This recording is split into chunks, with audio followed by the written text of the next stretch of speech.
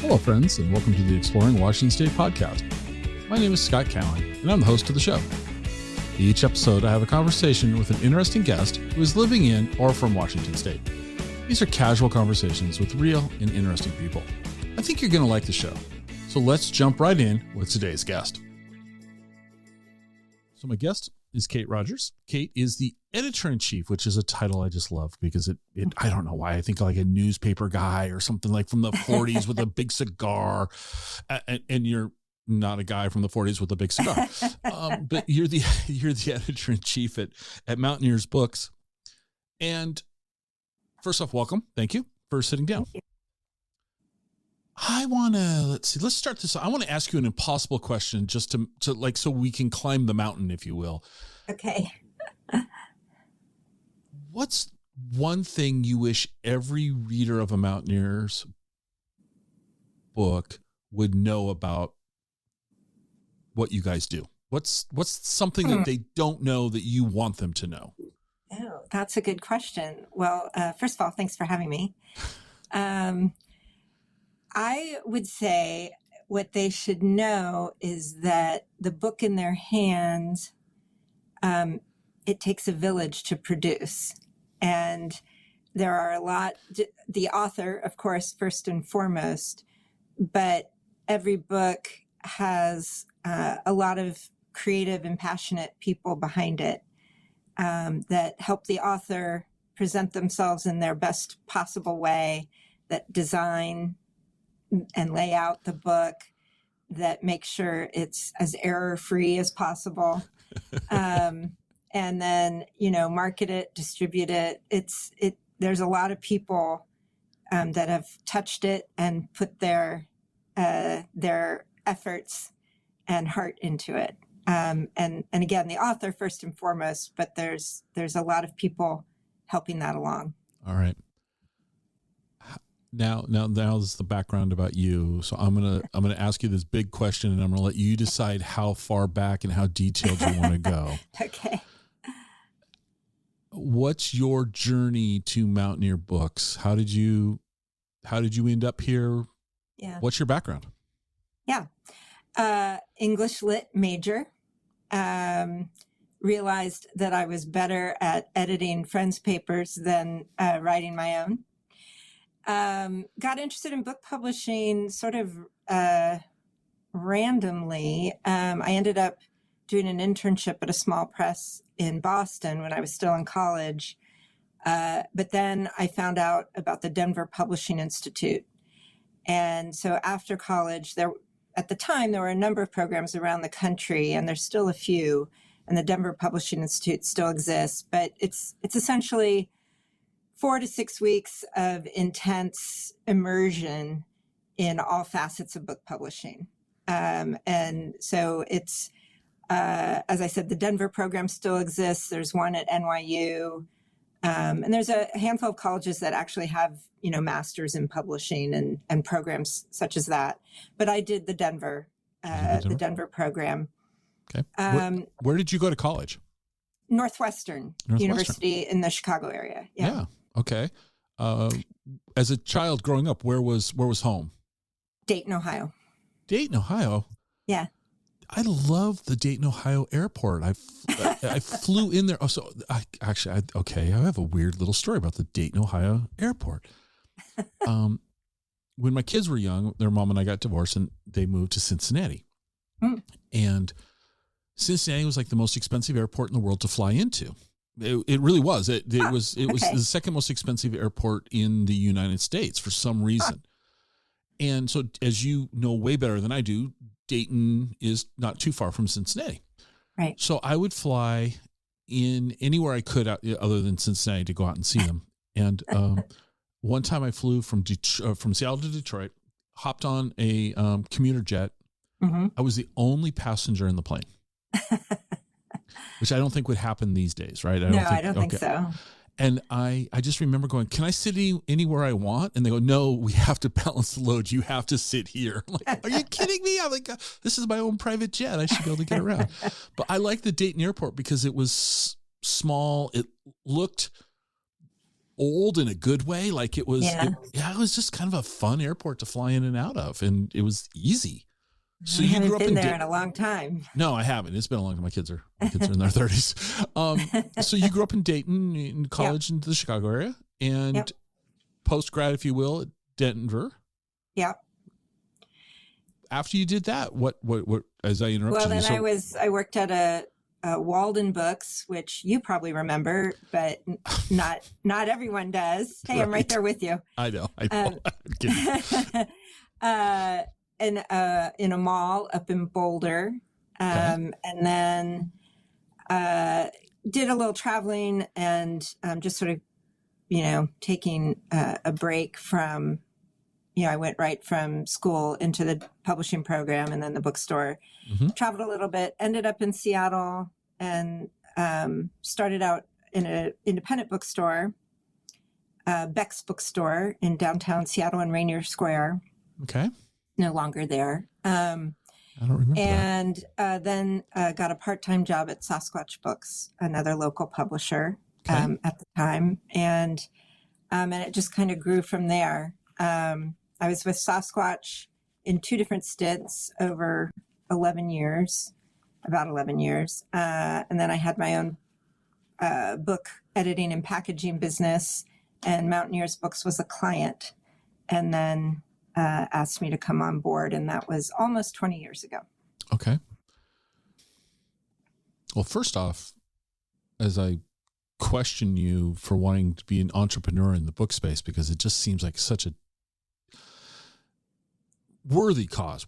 Please. I do genuinely mean this, but so difficult because publishing, the book industry, all of these things just seems like I would never do it again. Okay. All right. But kudos on you for doing it.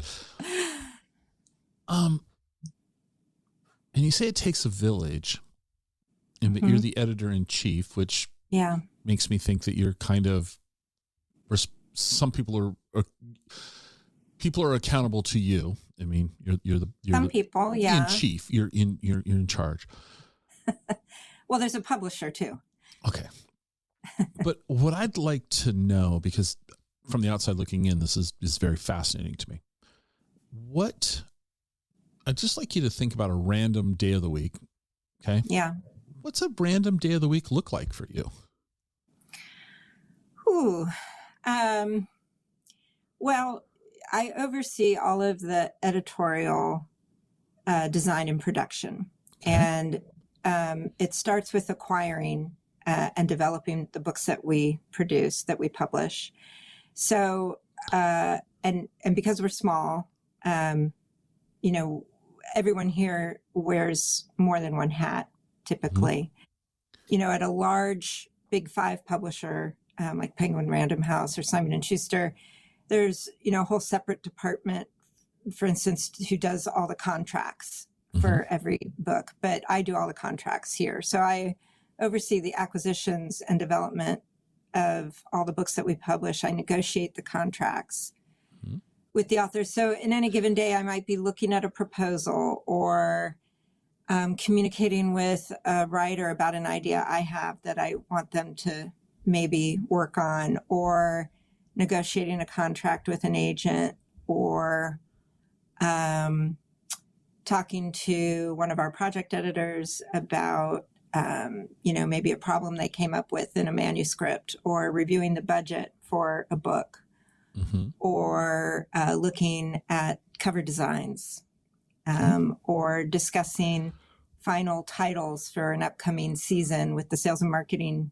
my cohorts on the sales and marketing side. So it's, we publish around 30 to 40 books a year, and every single book has all of those processes behind it. So it's, every day is a little bit of this, a little bit of that. Okay.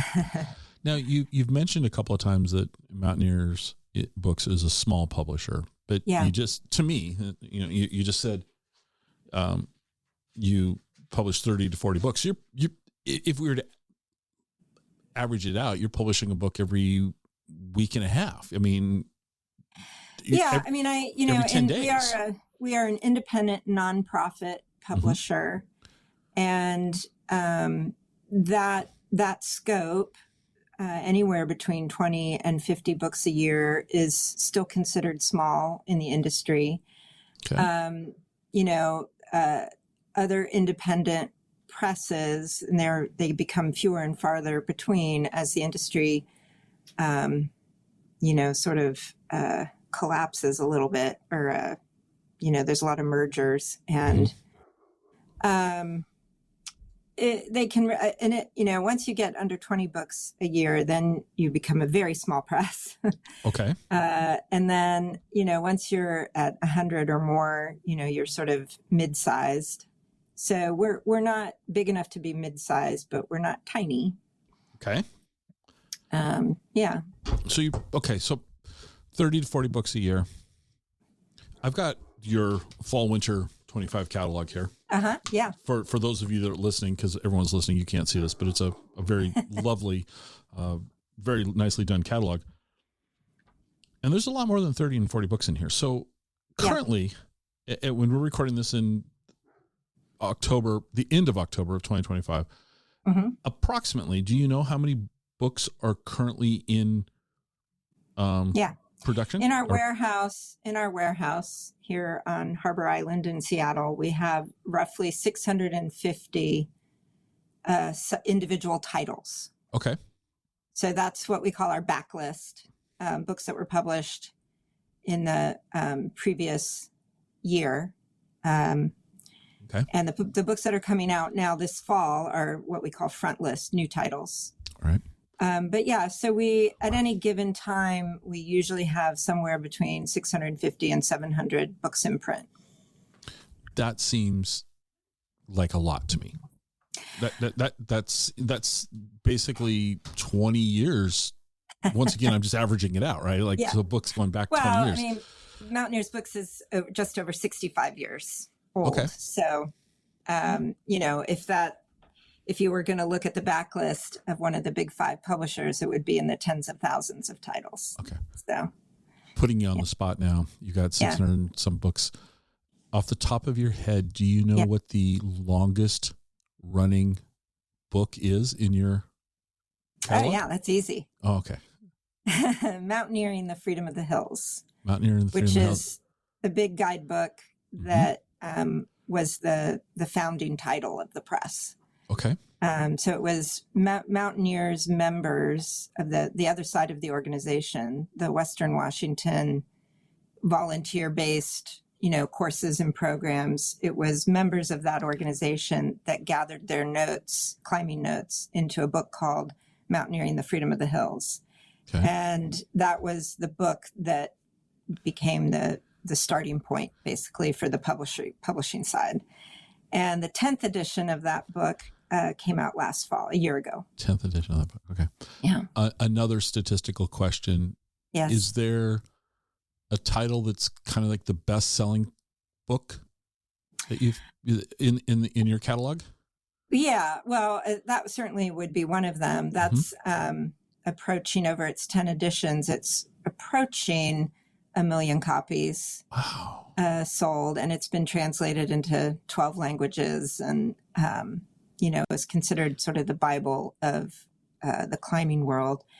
But we have other books. One of our oldest narratives is Miles from Nowhere by Barbara Savage, about a round the world bicycle adventure back in the late 70s, early 80s. That has sold tens of thousands of copies over time. And then more recently, we have a series of books, but the original Campfire Stories, which is an anthology. You know that one? I did. Yeah. I've interviewed the Dave and Alyssa. Yes, I did. Yeah. So that is a more recent book that has sold tens of thousands of copies. Yeah. That's amazing to me. That really is. That's very, very cool. But one thing you left off of your day-to-day duties, because when we talked on the telephone, you were dog sitting. You left that out, and I know that the office is dog friendly. So the office is dog friendly, but my dog is too hyper, so my dog doesn't come in. But Jen Grable is our creative director, and she had to go out for a meeting that day when I had Murphy in my office crying. Yeah. How many dogs on a given day show up? There's usually 3 dogs here regularly. Okay. Basil, Murphy, and Wanda. Basil, Murphy, and Wanda. I love the names that we give our animals. Yeah. You probably never, I don't know.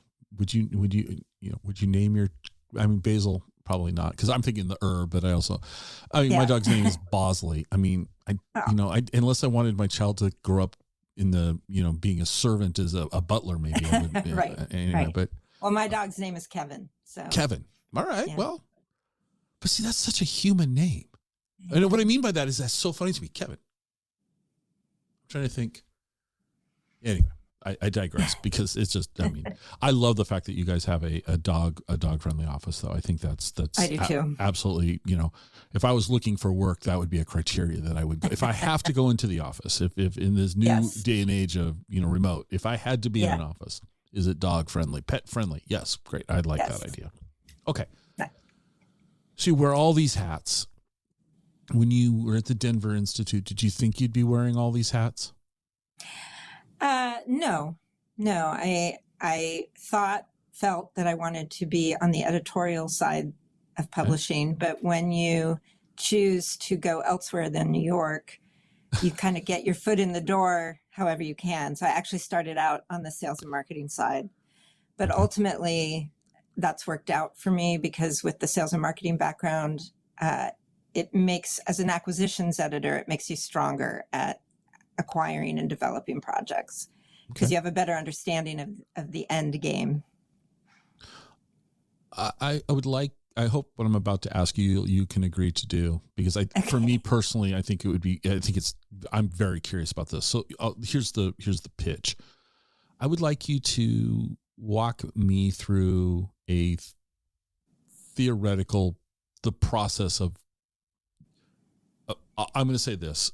Somebody pitches an idea. It's looked at by Mountaineers books. It lands on your desk. Okay. Yeah. You pick it up and you go, this has potential. I would like to know from it has potential to published. Kind of the big pieces of that and timeline. Ooh, well, there are many, many variables here. I do understand. But let me give you this. Okay. This is going to be optimal for you. As the editor-in-chief, what would be an optimal process for this to go through? How's that? Okay.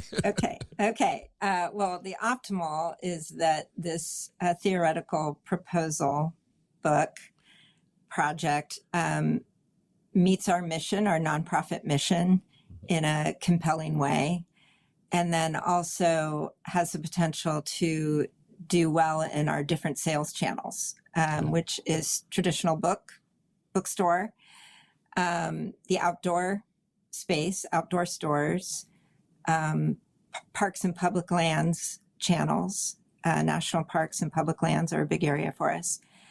And then also the gift arena, which is broad and varied. So at least a few channels in there. The project will sell well. The author is dynamic and has a strong platform, whether that's a podcast or social media or previous publishing credentials. Okay.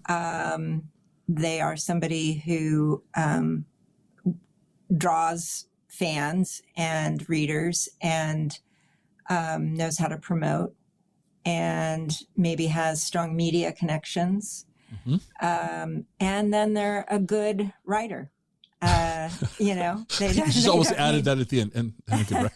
Well, it's in this day and age, you want good content, you want good writing. It doesn't always go together. Sometimes you have really good content, but it needs some heavy lifting to get it into a publishable form. Okay. That makes sense. So I take that proposal to our acquisitions group here, which is comprised of our publisher, who is also the CFO, and the sales and marketing team and other editors. And we evaluate, we discuss the pros and cons. And because it hits all these marks that I mentioned before, it gets a green light. The other thing that we have to do right up front is create a P&L, profit and loss statement for that title. So we have to estimate the potential costs we're going to put into it. We have to estimate what we think we might sell in each of the first 3 years. We have to estimate what we think we can price it at. We have to estimate what editing needs it's going to have, what artwork, production, all of that. So that budget lives with that title as it then moves through the process. Okay. And that budget also informs what we can offer the author in terms of advance and royalty. Okay. And so we make them an offer that is fair and compensating the creator in a reasonable way, and they accept it, and then we negotiate the contract. Okay. Which is very standard. Ours is for the industry. And then maybe they deliver a completed manuscript in about a year or two. Okay. Maybe less, maybe more. I think the record is 11 years that I waited for something. But it was worth it in the end. Okay. And then there's some of our smaller guidebooks. The author might be able to pound that out in 6 months. It just depends. Okay. I've got a couple of questions. Yeah.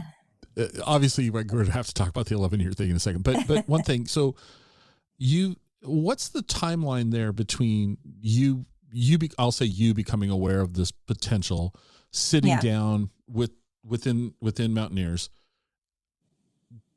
mocking up projections, whether it's a good fit for all these pieces that have to go in, and then saying to potential author, hi, we like what you're doing. We'd like to make you an offer.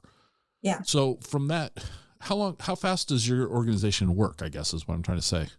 Well, I mean, the Mountaineers books, the book side of the organization is around 20 people. Okay. And, it's really, as far as the terms of the contract, the offer, it's informed by the budget, and then the publisher, director of sales and marketing, and myself sort of agree on, are we willing to, does this have such great potential that we're willing to push, beyond our normal terms? And it also depends on how competitive it is. Is it being considered by other publishers?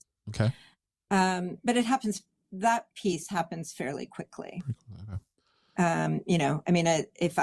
If we discuss a proposal and we all agree we want to move forward with it, that author or the agent will have an offer within a week to 10 days. Oh, that's very quick. Okay. That's normal. That's pretty normal. But that seems very quick. All right. Yeah. It's the things that come before and the things that come after that take more time. Well, okay. Thank you for leading me to 11 years. Can you... I can tell you. Okay. Why? What? You said it was worth it. So this is, we're going to have a good outcome here, but 11 years seems like a really long period of time. It's not unusual in terms of the larger publishing industry, actually. But for this, it was more just, there's a very famous snowboarder, Jeremy Jones, who's also the founder of Protect Our Winters and Jones Snowboards. And he and I started talking, and it took 11 years to have those conversations actually become a book. And it was more not so much that he needed all that time creatively. It was more that he needed all that time because he's so busy. Right. Okay. And it was actually the pandemic that allowed it to finally come to fruition because he couldn't travel. And so he buckled down and started pounding things out. And the result is The Art of Schwalpenism. And it's a beautiful, it's not even really just a guidebook, although it is that, but it's also sort of Jeremy's life lessons about how you can be in the mountains and move through mountains in a safe way, but also a respectful way. There's a lot of layers to it. Okay.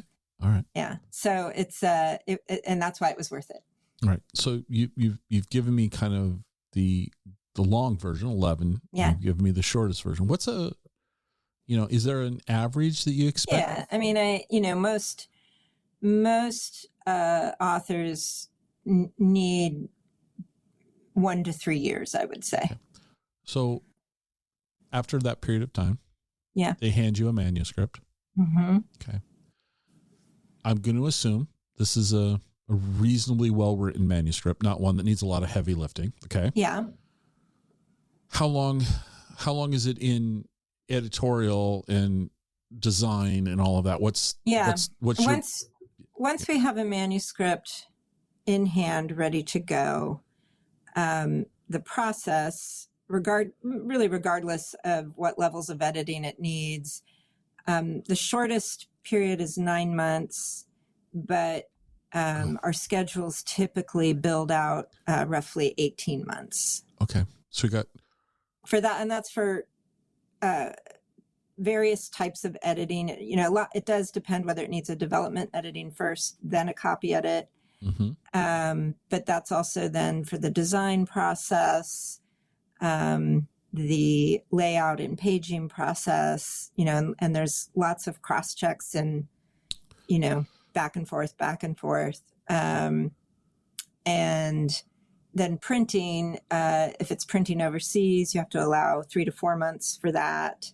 All right. If you're printing domestically, it's shorter period, more like 6 to 8 weeks, but you still have to factor in that time and the shipping time, and then the time that sales and marketing needs to get it in the warehouse, but then we have to turn it around and get it distributed and sort of into the system before you want to start promoting it. Yeah.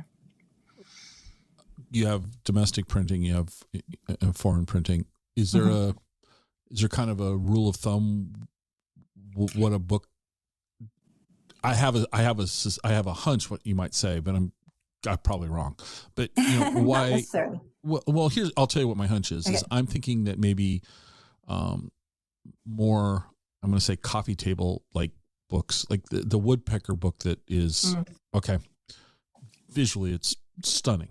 Stunning, yeah. Versus a guidebook that is not designed it's totally different purpose here, right? My guess is that I'm going to second guess myself, but I'll go on record and I'm going to say like the woodpecker book probably was printed domestically, and she's shaking her head no, everybody. She's gonna let me hang myself. Okay, so do I have it backwards? Is it so domestic printing? I mean, you can print.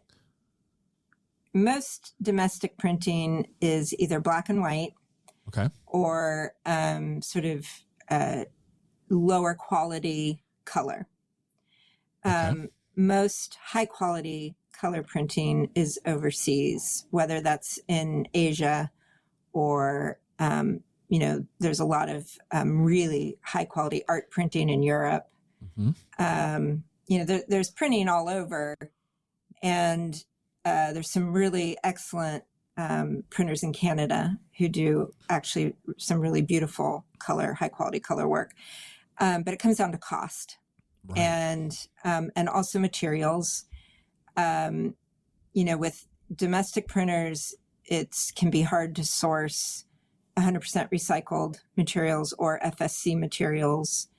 And the pricing can be higher, even with tariffs that we're experiencing right now.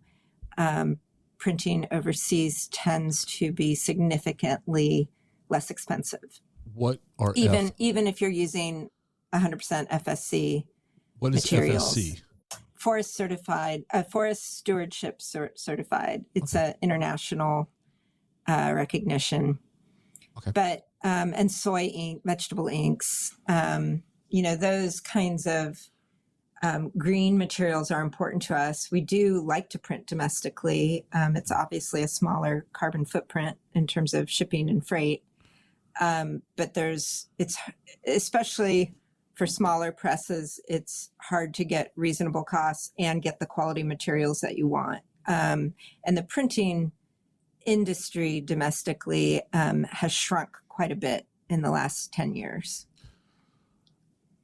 I'm sure that you have tools, but the question I have is, when you send something out to be printed that you want, you're looking for a very specific color. I mean, you want it to be beautiful. Let's just define, technically the word is beautiful. How do you know that the product that you're going to be receiving back is printed and delivers what your expectations are? I mean, because our computer monitors, like for example, computer monitors are what looks red on my monitor might look orange on your monitor type thing. Yeah. How do you handle that quality? Well, you get proofs, you get color proofs that you review and mark up. And usually we do 1 or 2 passes, sometimes more, depending on the book and its needs. But we work with a print broker who has relationships with all these printers. And, if you're in the industry, you get to know who the printers are, and you know what levels of quality they can provide. And, you end up having long-term relationships with many of them too. So you return to the same printers again and again and again. So that makes sense. All right. Yeah. All right. So it could be realistically from concept, to product in the bookstore, 3 years, easy. Yeah. I mean, maybe 11 or 12, but it could be 3. Yeah. All right. In today's world where everything seems like, instant gratification, like we're going to check my phone and oh, look, I can't be. 3 years seems like a monumental amount of time. Yeah.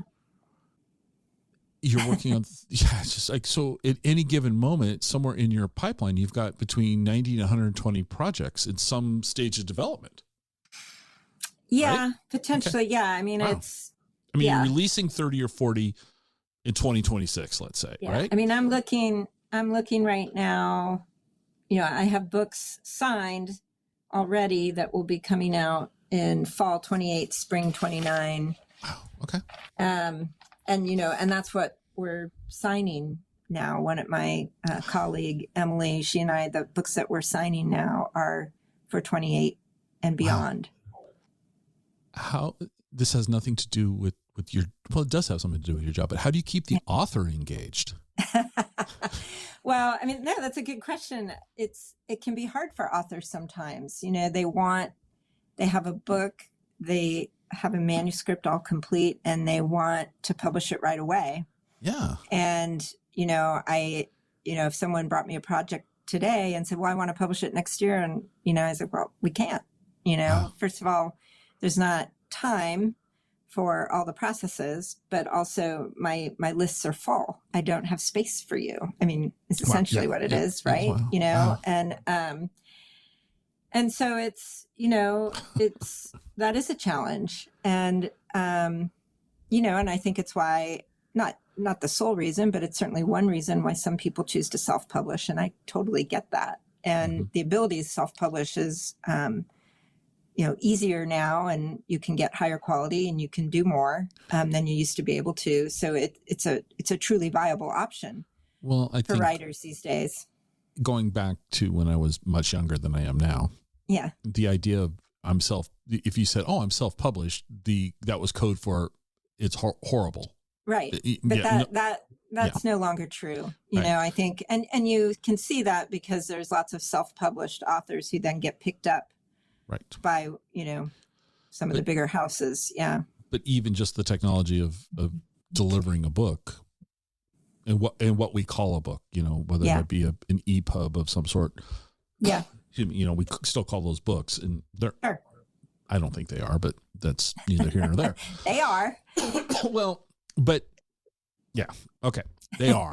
You're right, but it's, to me, it's a fancy PDF. I mean, if I'm okay, that's just me. All right. So you have you as an individual within the organization, you have a lot of moving parts.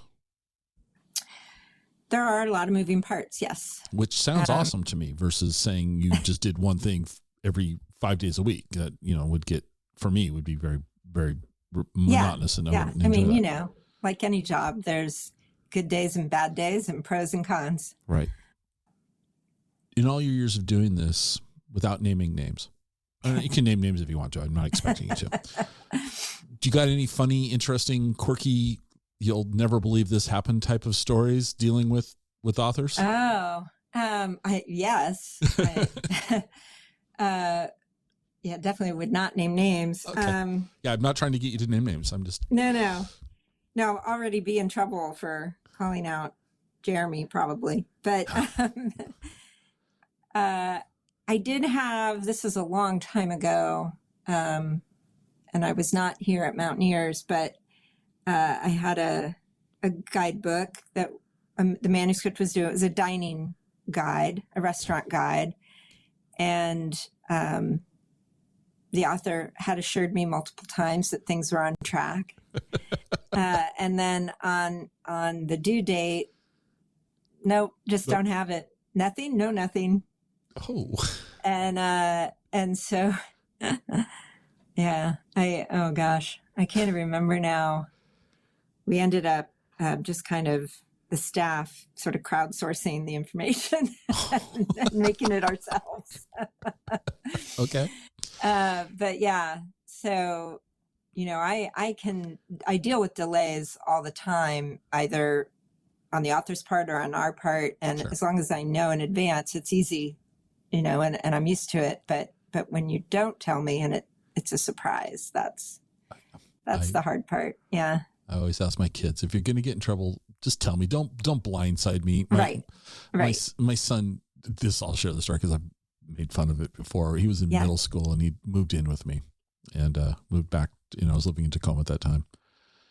And there was a parent-teacher conference at the end of the year. And I met with his band instructor and he's like, I'm just curious, you haven't paid the fee. I go, well, what fee are you talking about? Well, your son was sword fighting with trombone parts in the band room. And I just turn and I look at him and he's like, oh yeah, I forgot to tell you, Dad. I forgot to tell you. Yeah. I'm just, don't blindside me. I mean, I was like, oh my gosh. Had he told me, I wouldn't have been happy, but we could have, I wouldn't have. Anyway, so right. I get it. What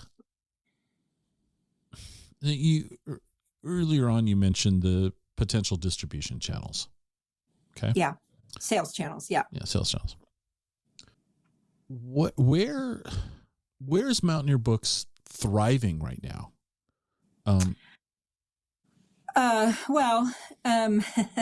Thriving, I would say, we're not thriving right now in the public lands channels because of federal policies. Okay. All right. And which affect us in that channel. And there has been some contraction in the outdoor industry and the outdoor retail channels, where we have seen some growth and are doing well right now would be in the broad gift arena, okay. Which can be anything. It could be how grocery stores, like higher end grocery stores, have gift sections in some of their aisles, or it can be a garden nursery, or an art and framing shop, any sort of non-bookstore, non-outdoor retail that carries books as a part of their mix of products. That's a strong area for us right now. One of the questions. one of the What? questions I like to ask authors is, Yeah. do you remember when you first saw your book Oh. in the wild, right? Yeah. And Yeah. there's an author in Seattle. His name is Brad Holden, and he writes.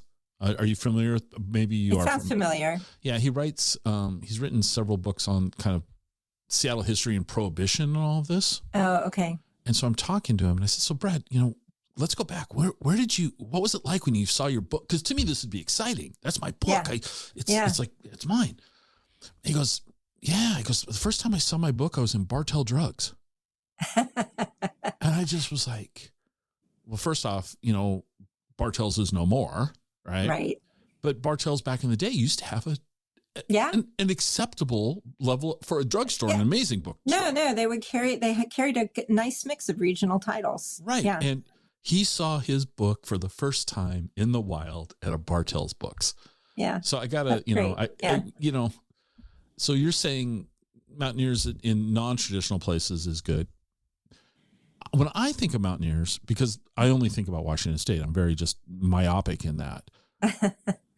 And I also, what I believe to be an accurate statement is that in Washington State, and mostly Puget Sound, we read more books per capita than most of the United States. We're the Washington State's. That's probably true. I haven't looked at that figure in a while. And then there was always that depressing stat that most people don't read a book after they get out of school, which is just baffling to me.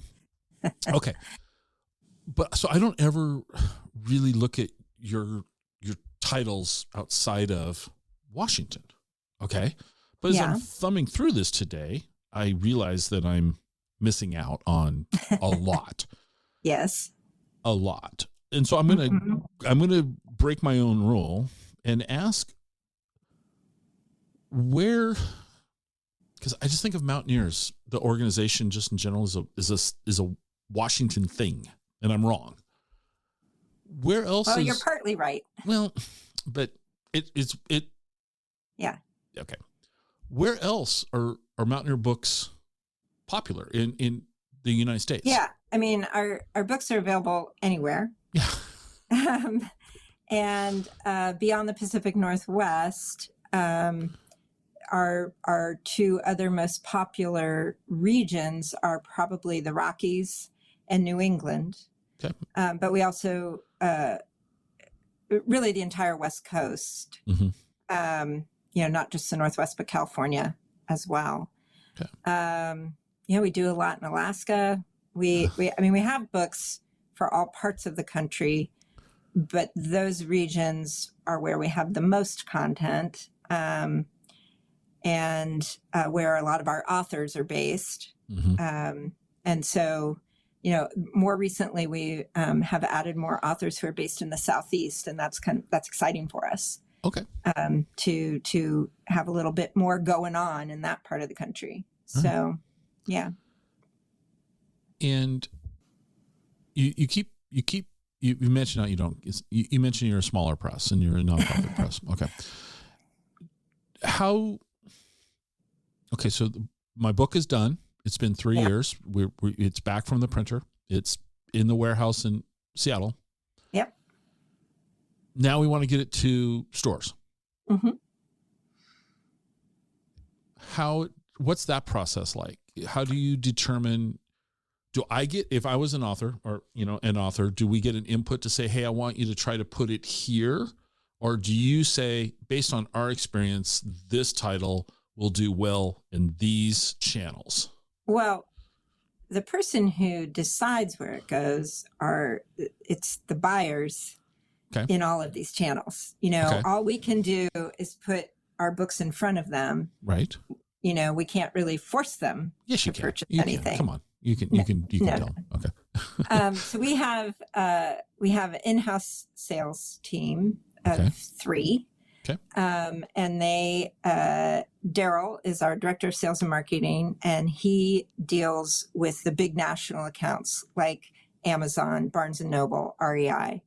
And so he'll present to those buyers.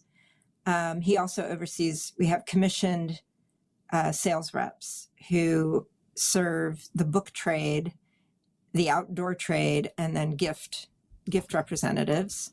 Okay. And then we also have an in-house sales rep, Madison, who works with all the public lands and national park accounts and presents to them and reaches out to them. So she's the one that if we have a book about Yosemite, she gets in touch with all the Yosemite locations and buyers. And so there's that.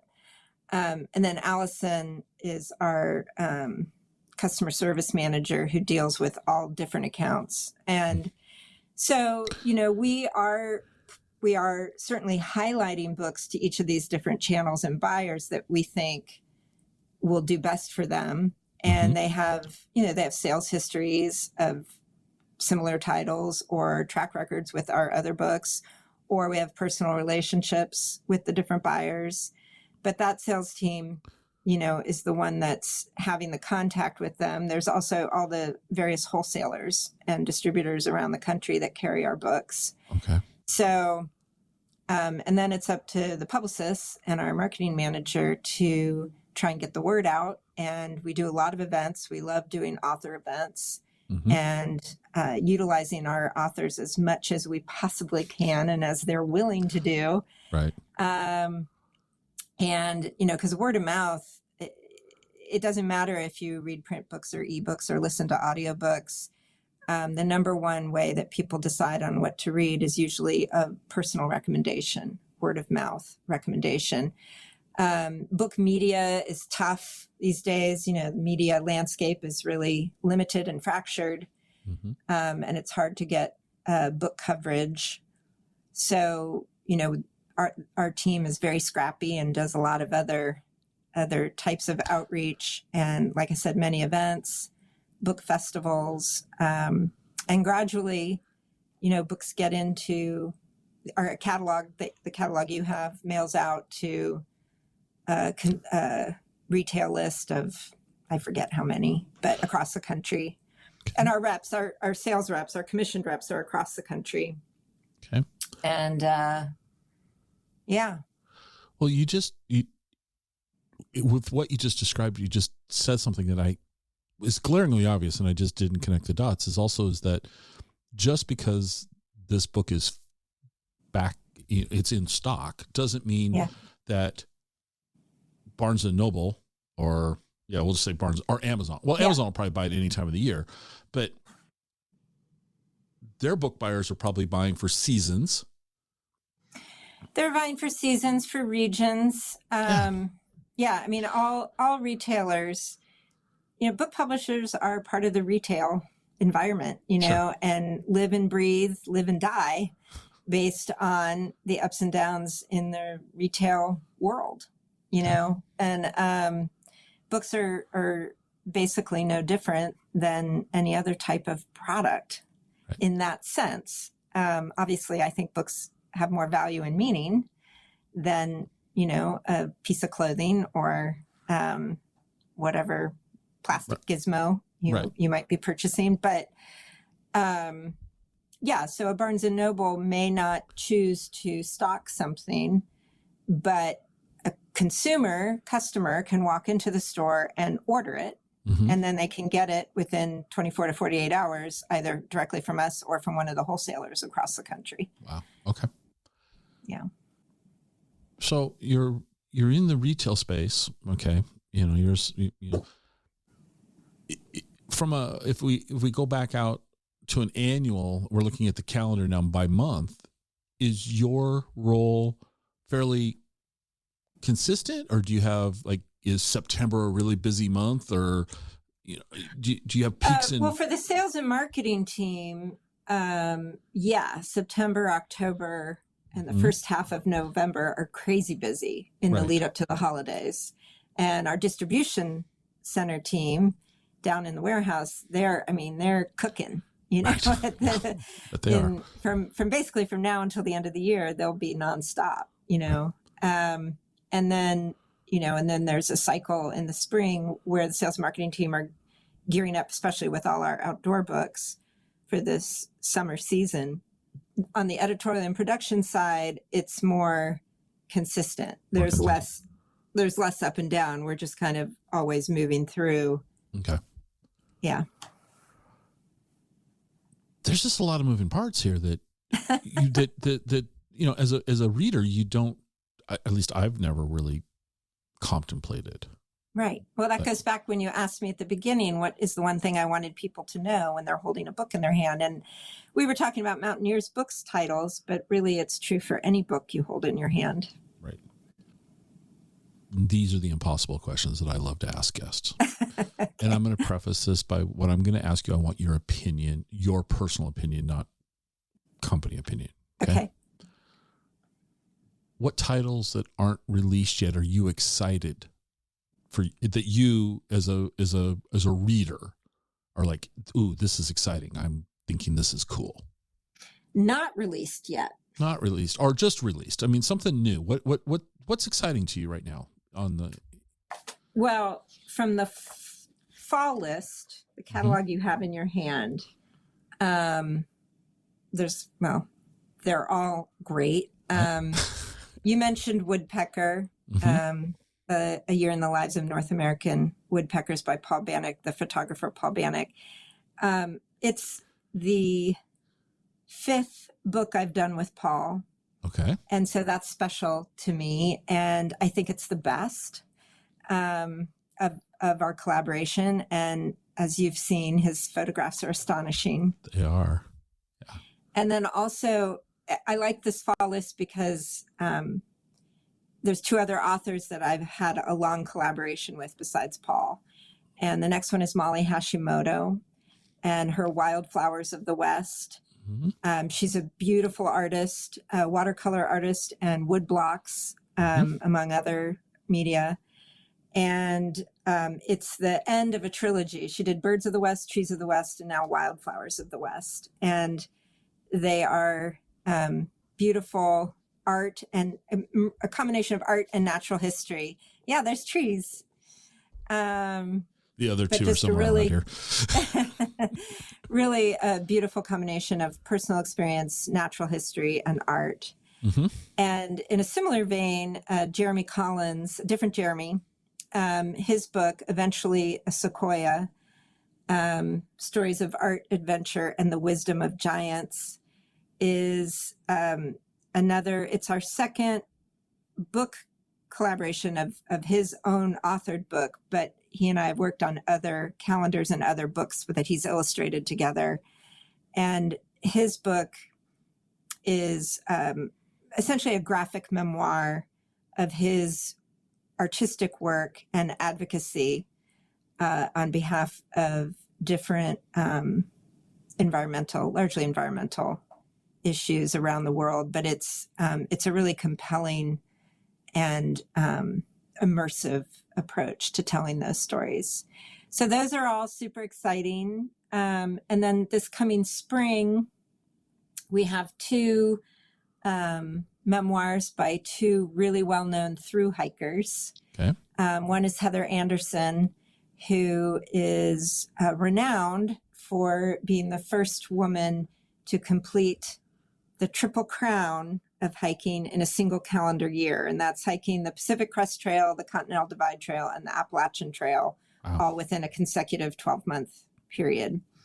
And so her memoir, Farther, is it's her 3rd memoir with us, and it's about that effort. Wow. Okay. And then another thru hiker, and Heather and Derek Lugo, they're friends. Derek he published his first book, The Unlikely Thru Hiker. I had to look up what it was.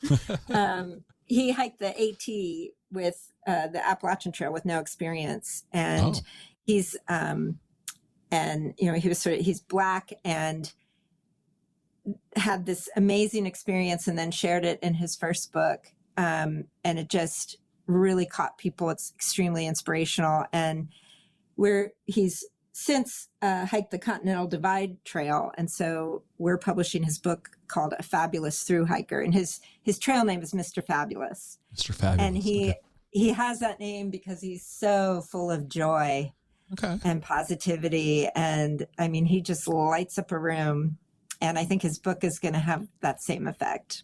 Okay. So, and there are, I could I could name a few others on the coming spring list that are pretty exciting, but I could do that all day long. Right. Okay. Well, we're gonna wrap this up because you've got to get back to being editor in chief. And I don't know why that title just it amuses me. I really genuinely I think it's a great and that's not the title you picked for yourself. I just think editor in chief just sounds, I don't know, sounds very important. It does. Somehow I'm thinking like Superman somehow. I don't know why there's this like 40s and 50s mental image I have.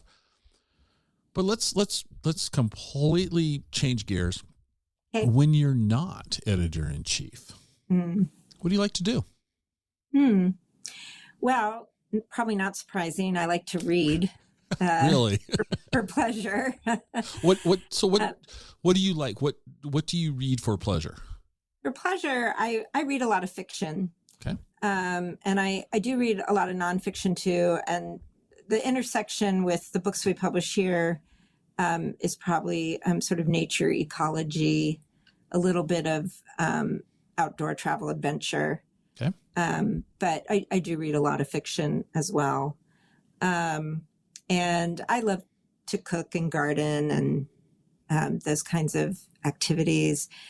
Outdoors wise, I like to hike and sail. And my husband and I like to road trip. And just this year, we bought a used VW Vanagon Weekender. A real Vanagon? Like an it's old the one? Weekender model. Yes, 2003. It was the last model. It was the last year that they exported them to the U.S. Okay. And so it has a pop top, but it doesn't have, there's no kitchen or anything. No kitchen. We didn't need any of that infrastructure. We have a good camping stove and all that stuff. So we wanted room for our dog. Right. Okay. But I love to do that and travel in general. So where have you taken the Vanagon so far? Well, we just got it this summer, and then our summer sort of got sidetracked by some family stuff on. Okay. So, so far we've only taken it out to the Olympic Peninsula. Okay. But we have plans. Scott, we have lots of plans. What's on that? I don't want to call it a bucket list, but where do you want to take this? Well, my husband has family in Northern California, and we've done that road trip before, but this time we want to do it. And there's an area of the Sierra south of Lassen, but north of sort of the Grass Valley, Nevada City area that we actually north of Lassen, south of Shasta. But around Lassen, on both sides, north and south of Lassen. And we've been through there, but haven't camped or spent time there. So we'd like to do that. Vanagons are very, very cool. And are you familiar? There's that, why can't I think of the name of the company that there's one down in Soto. Peace Fans, I think. Is that Peace Fans. That's Peace Fans. Yeah. Harley was the owner. Long time ago, early on, I interviewed him, and he, and they were working directly with Mercedes to convert Mercedes campers, and then they were renting. They still do. They rent Vanagons. You can rent. They rent them, and and do conversions. And I think that's what they're called. Yeah, Peace Fans. Yeah, that is who I was thinking of, and it's just what an interesting business model. To keep these finicky. Nobody buys a Volkswagen because they're. No, my husband is very handy. So okay, very good to know. He's in charge of all that. I had a 1980 Vanagon, Westphalia, and it was. I'm not handy. It and I parted ways pretty fast. Okay. All right, so I always ask my guests these follow-up questions. So I am a coffee nut, and you live in a city that has no reputation at all for coffee. Right. Yeah. Where's a great place for coffee? Obviously so many. I live in the Ballard area. And so in the Crown Hill Ballard area is a little place called Cafe Bambino. Okay. And I love the name. It's fun Yeah. to say. Right. And they have this great sort of Buddha baby statue on top of the building that is fun. And it's a sort of a walk-up window, but then they have a covered patio with heaters and little sparkly lights. And it's just a very neighborhoody, but good coffee, baked goods. So solid. What's your coffee order typically? Tall Americano with room for cream. Room for cream. Okay. Yeah. Isn't it funny that we use the word tall for the smallest size that we can? For 12 ounce, I know. Yeah, 12 ounce. If I get a 16 ounce, then I want a triple shot. You want a triple shot? Okay. Yeah, solid. Yeah, I'm kind of I love coffee, and black coffee is like wonderful. I just, and there's so many interesting coffee roasters in the Seattle area. Yeah. Okay. Lunch though. Lunch is a casual meal. Where's a great place for lunch? And that can be around, does Harbor Island have any good lunch place? Okay. So I didn't think so. No. It's been years since I worked there in the area, and there wasn't anything back in the day. No. You have to go into West Seattle or down to Sodo or Georgetown. So where do you run for lunch when you're at work? If you guys are, let's say 2 or 3 of you are going to go out to lunch. Okay. It's a publisher's lunch, Oh my goodness. Where would you go? Well, Luna Park Cafe would be sort of an easy, it's right, it's been around forever. Yeah. Forever, and it hasn't changed much. Okay. It changed a little bit post-pandemic. Okay. But there's also, now I can't think of the name of it, down in Georgetown is a fantastic Mexican restaurant that we all love. And I'd have to Google it to tell you. I'm drawing a blank. What it was called. Anyway. Okay. I mean, I can try and find it, but those are two. Okay. Yeah. But how about weekend and you're up in the Ballard area? What's happening for lunch up in Ballard? I like a place that's called Local Tide in Fremont, adjacent, Ballard adjacent. Mm-hmm. It's they have really great fried fish sandwich, but they also do this rockfish banh mi sandwich that I really like, and a shrimp toast. Okay. It's just very, seafood. Yeah. So very Seattle. I'll have to add that to my list my ever growing list of places to try when I visit places. Yeah. Okay.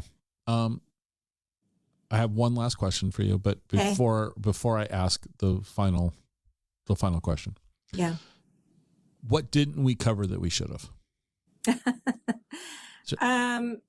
I think only that independent publishing in the U.S. is shrinking rapidly. And if you're a book lover, you should be aware of that. And, usually we just get books. We don't really pay attention to who the publisher is, and that's fine. And I get that.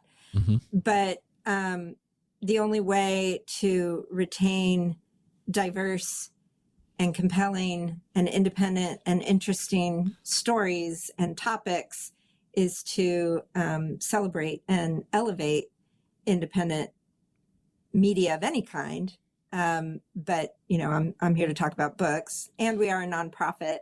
Mm-hmm. And book sales do comprise the bulk of our revenue, but for us to keep bringing extraordinary voices about the natural world to print, we can also use support from donors. Okay. I can't believe I forgot this. This is bad on my part, but I'm not going to let you off the hook this easy. Okay. Mountaineer books, but you have Skipstone and Braided River. Yeah. Why? Those are the two. Why do we have imprints? I don't understand. Publishers have imprints, and top level, we are an outdoor education, outdoor recreation and conservation publisher. Okay.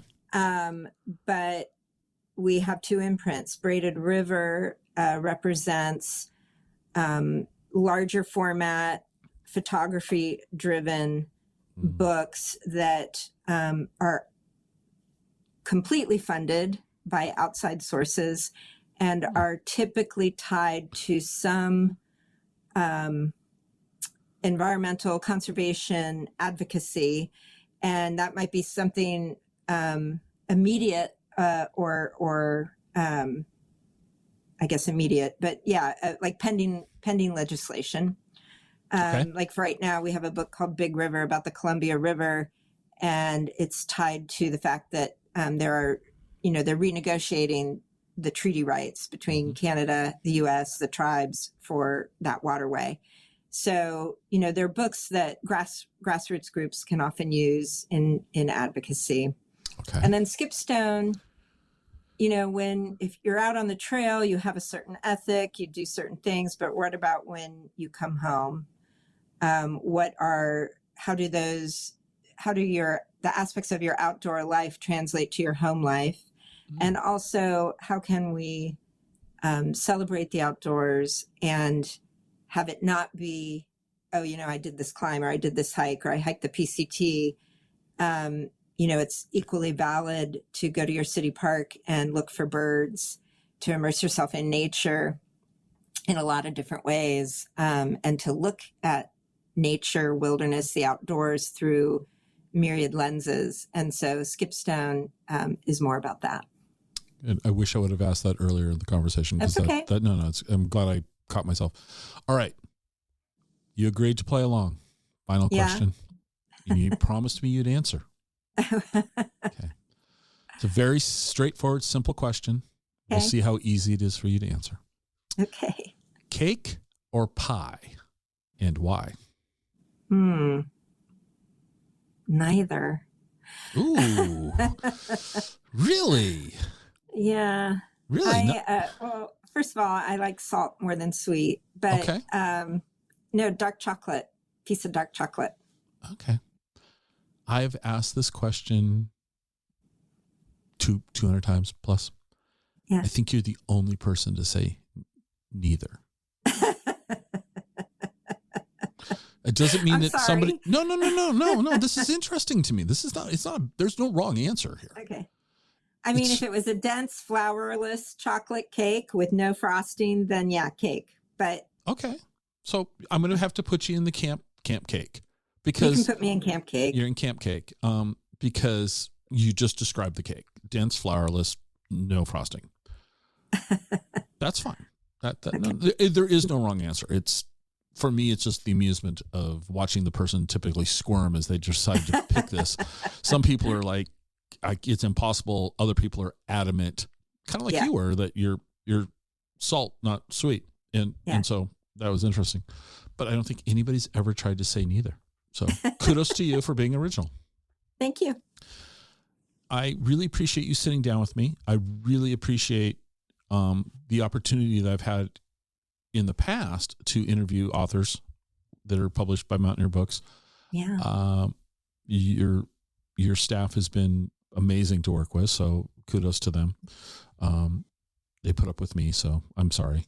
They put up with me too. So okay, all right. Well, I'm sorry. I can only apologize for me. You got to own your own. But no, and the thing is, I will say this is that every book that has been provided to me, I can't say I've read them cover to cover, but I can say I honestly have read parts of every book, if not all of the books.